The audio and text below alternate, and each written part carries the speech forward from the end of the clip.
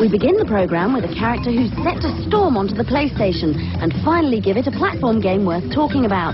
Yes, the console's awash with fantastic racing games, combat games and the like. But now here's Crash Bandicoot, and despite numerous denials on Sony's part, you can't help but compare him to Mario, Sonic, Knights and other platforming icons. A bandicoot is an Australian marsupial, and this one's determined to jump and spin his way through over 30 levels of gameplay. Graphically, the game looks as good as any we've seen, with loads of colour and a real cartoon feel.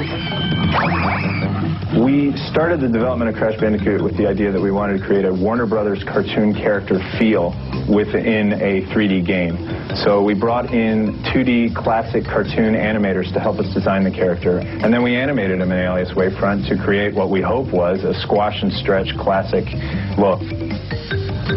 But don't expect anything too revolutionary from the gameplay. This is very much your traditional platform game, just very pretty and very playable. Crash doesn't have complete freedom of movement, but despite the linear style of the game, he does travel in different directions on different levels.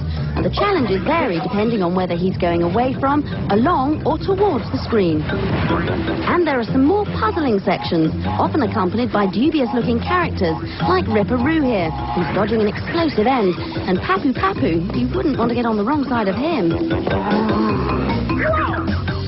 Crash Bandicoot was developed partly to draw in the younger section of the PlayStation market, and it looks set to succeed, although the game is difficult enough to appeal to more seasoned platform gamers. You have to get well into the action before you can appreciate its variety, but once there, it certainly won't leave you feeling flat. Hi, I'm Jason Rubin from Naughty Dog. We're here today to give you a behind-the-scenes look into the making of Crash Bandicoot 2, Cortex Strikes Back. Crash Bandicoot 2 has a very refined gameplay. We took the response we got from players of Crash 1 and the knowledge we gained in creating the first product and sharpened the focus of gameplay in the sequel. Well. If it isn't Crash Bandicoot, welcome. Instead of a linear map, Crash 2's levels are accessed through a workroom, allowing players to choose which levels he or she would like to attempt next. The levels are larger, with more branching, and they allow greater freedom of movement and camera control. There are far more secret areas, with over 1/3 of the game off the main path.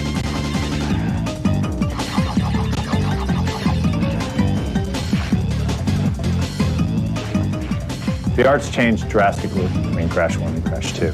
Crash 1's engine was thrown out. Crash 2's engine is totally new.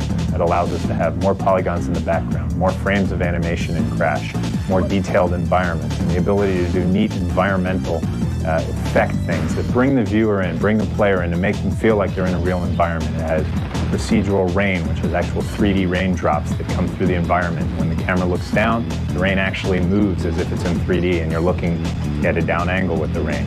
On a snow level, when you're running into the snow comes at you and makes you feel like you're in the level. We have a specular renderer on our gems, which allow the gems to look like gems as opposed to look like really flat shaded things rotating.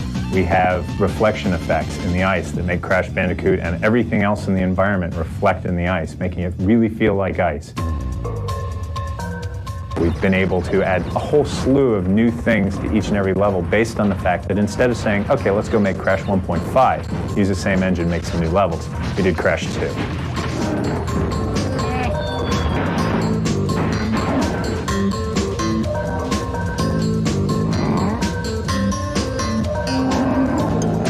Character animations improved greatly. We have 15 times as much storage for animation in the game and over 20 times as much animation total in the game, allowing almost every death to have its own unique animation that goes along with it.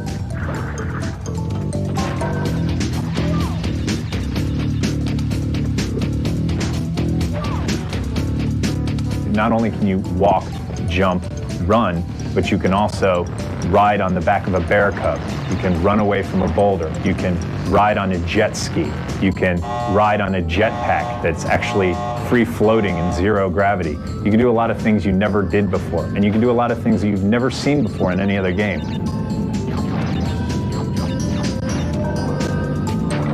For example, there are levels where Crash can jump up in the air, spin around, and dive underground, creating a little mound. And he can then move around as this mound, getting by everything that's on the surface, but still attacking them by sticking his arm up and spinning them away.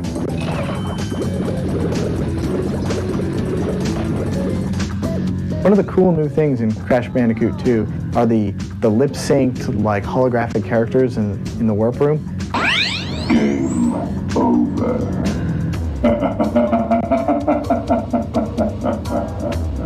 These are particularly cool because they're a combination of tons of people on the team's individual efforts. You got like animators who had to do the facial expressions, the lip syncing with the dialogue, the textures. You had programmers doing like the holographic effect, the lens flare, audio, video spooling, and lip syncing. And it all comes together and brings an artificial character to life in a way that I don't think we've seen before in video games. Another thing I'm really proud of is the way in which we utilize the resource of the CD to bring to the player levels that are probably about 10 times as large as the memory of the PlayStation. We do this by kind of laying the whole level out on disk and bringing it in piece by piece in a transparent manner. This is a really complicated, tricky technology, somewhere between spooling and virtual memory, and it enables us to use the CD to bring more detail, more game objects, just more stuff into the game. Another thing we're proud of is the sheer number of polygons we muscle through the Crash engine. Just a real lot of detail on the screen, and I think that we can pretty much say that no other next generation game has as much background detail as Crash does.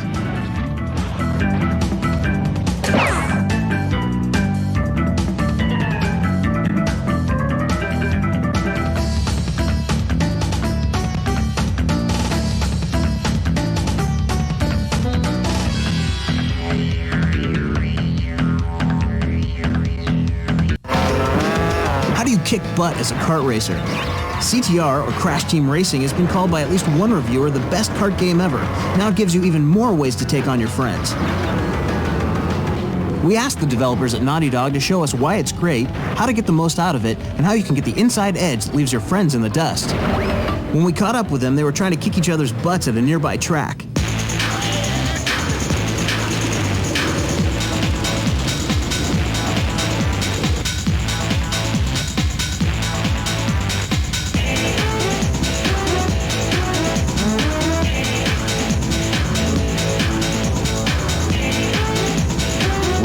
Naughty Dog are huge fans of the kart racing genre.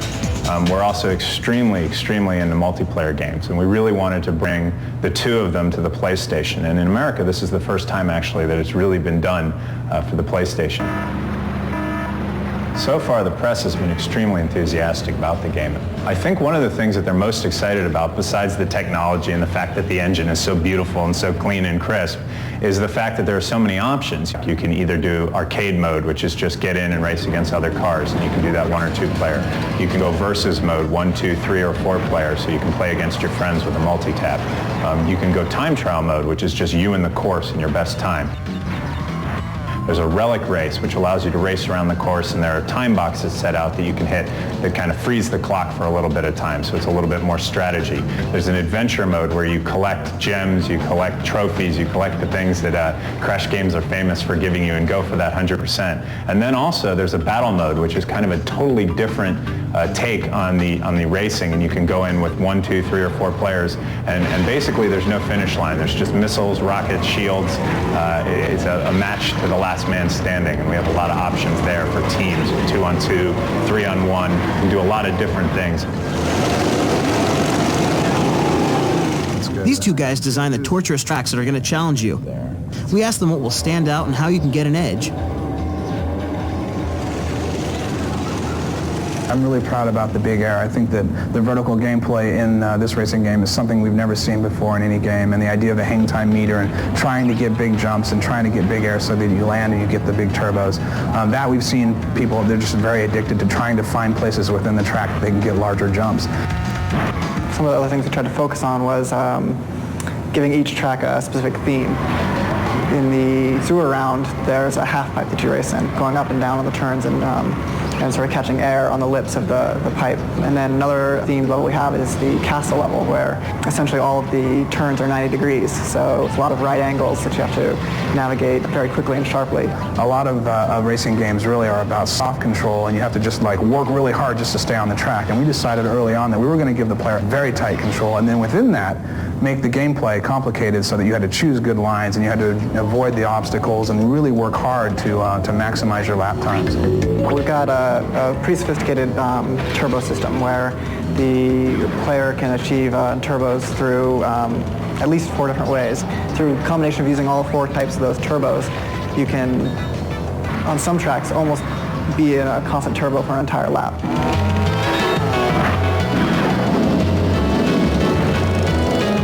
One tip for being the best driver possible: you've got to hit the tops of the whoop-de-doos. You'll see like a bunch of bumps coming in a row in order to really get off those. If you hit the back side of one, you're coming in, boom, you aren't moving forward anymore because you like slam into the back of it. So if you hit it, if you can nail the top of it, you come in and you'll go over the top. Something really cool about this game is that you can play with friends and select from more than 12 characters, including the bad guys. And there's a new bad guy, Naugthy. Here's where he came from.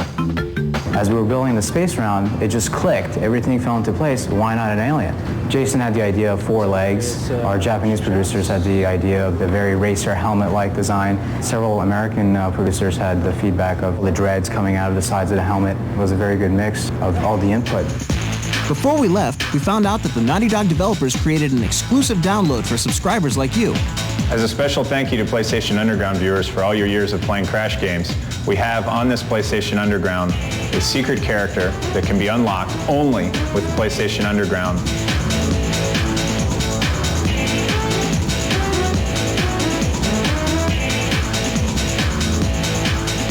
Play it, tease your friends. Tease your friends? Tease your friends? What could you possibly tease your friends about?